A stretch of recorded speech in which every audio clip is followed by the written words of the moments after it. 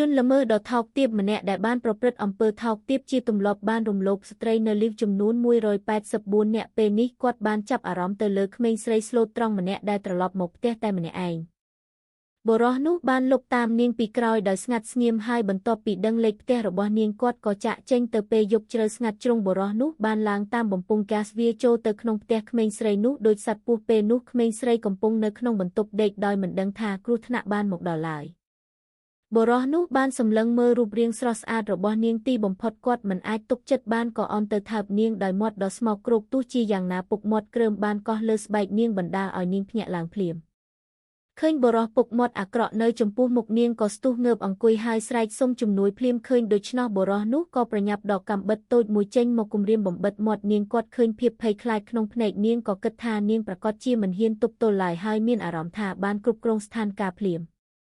គាត់ក៏ស្ទុះទៅសង្កត់ក្មេងស្រីយ៉ាងណែនក្រោមខ្លួនគាត់ទោះបីជានាងយំអង្វរយ៉ាងណាក៏ដោយក៏គាត់មិនព្រមអាណិតឡើយហើយទីបំផុតក៏រំលោភនាងបានសម្រេចបន្ទាប់ពីធ្វើអំពើថោកទាបរួចគាត់ក៏ត្រឡប់ទៅរថយន្តតាក់ស៊ីរបស់គាត់វិញដោយពេញចិត្តដោយនៅតែនឹកដល់ទិដ្ឋភាពកាលពីមុនស្រាប់តែប៉ូលីស2នាក់បានដើរមកពីចម្ងាយធ្វើឲ្យគាត់ភ័យស្លន់ស្លោគាត់គិតថាក្មេងស្រីនោះបានរាយការណ៍ប៉ូលីសមកចាប់គាត់ទើបគាត់បានអន់ក្បាលហើយអធិស្ឋានក្នុងចិត្តសំណាងល្អប៉ូលីសគ្រាន់តែល្បាតតាមទម្លាប់ប៉ុណ្ណោះហើយមិនបានចាប់អារម្មណ៍លើគាត់ឡើយ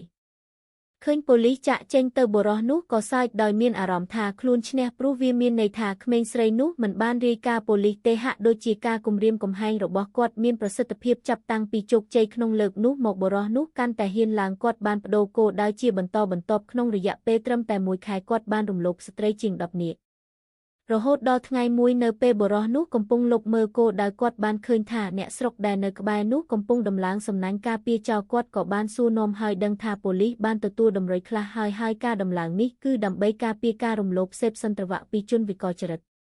ទោះបីជាមានវិធានការពារទាំងនេះក៏ដោយក៏គាត់មិនបានបញ្ឈប់អំពើថោកទាបរបស់គាត់ឡើយគាត់បានផ្លាស់ប្ដូរវិធីសាស្ត្ររបស់គាត់ដោយបន្លំខ្លួនជាជាងជួសជុលហ្គាសដើម្បីធ្វើការត្រួតពិនិត្យតារាបណាស្ត្រីនៅលីវបើកទ្វារគាត់នឹងប្រើកាំបិតរុញនាងចូលក្នុងផ្ទះហើយរំលោភនាងដើម្បីបិទបាំងឧក្រិដ្ឋកម្មគាត់តែងតែគំរាមជនរងគ្រោះឲ្យលាងសម្អាតខ្លួនដើម្បីកុំឲ្យមានភស្តុតាងនៅសល់